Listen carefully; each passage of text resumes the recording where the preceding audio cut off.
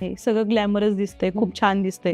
पण I am sure की तुलाही कुठेतरी कास्टिंग काउच किंवा ह्या गोष्टीमध्ये तुला जावं लागलं असेल. तर असं काही एक्सपिरियन्स आला का लाईफ? तू अगदी खूप छान क्वेश्चन विचारला आणि हे गरजेचं आहे बाहेर पडणं. मला तरी असं डायरेक्टली अजून कोणी अप्रोच केलं नाही किंवा विचारलं नाहीये. पण जेव्हा मी ऑडिशनला जाते किंवा जेव्हा मी कोणाशी कन्व्हर्सेशन करत असते तेव्हा त्याच्या मनामध्ये काय किंवा तो कोणत्या दृष्टिकोनातून विचारतोय ना हे मला कळतं. तर ते तसे एक्सपिरियन्स आले आहेत की समोरच्याला काय पाहिजे. पण मग तिथं आहे की जेव्हा आपण बोलायला जातो एक्सक्यूज किंवा एक्सप्लेन करायला जातो आपल्या दृष्टिकोनातून तेव्हा त्यांचं असं असतं की मॅडम असं नाहीये की आतापर्यंत ज्या आल्या त्या अशाच आल्यात. अरे तुम्ही कोण डिसाइडेड करणार आहे आणि तुम्हाला मी हे विचारलंच नाहीये का तुम्ही मला सांगा. तर असे बरेचसे लोक आहेत की मॅडम ज्या इथपर्यंत पोहोचल्यात किंवा जर तुम्हाला लाईफ मध्ये खूप लवकर वरती जायचं असेल तर मग हे करणं गरजेचं आहे. किंवा मग असं होतं सर्रास होतं यांनी केलं त्यांनी केलं पण मी त्यांचं काय करू. आपल्या मराठी इंडस्ट्रीमध्ये आहे एवढं सगळं? मोस्टली आहे. ओके आहे मी बोलणार आहे.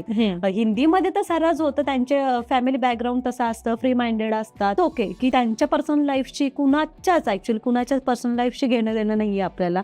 आपण त्यांच्या लाईफ मध्ये इंटरफेअर करू शकत नाही. पण आपलं प्रत्येक मराठी माणसाला हे कळलं पाहिजे आपले संस्कार काय, आपल्याला आपल्या आई वडिलांनी संस्कार काय केले आणि कर्मा इज अ बेस्ट. तुम्ही आज लोकांच्या मुलीकडे या दृष्टिकोनातून बघताय किंवा काम आम्ही देतो तुम्हाला पण तुम्ही ही गोष्ट करा.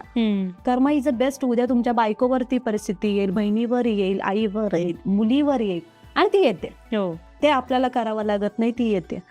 तर बऱ्याच ठिकाणी बोलण्यातून खूप जाणवतं मला यांचा दृष्टिकोन असा आहे. तर मग 4 हात लांब राहायचं. Thank you so much sir.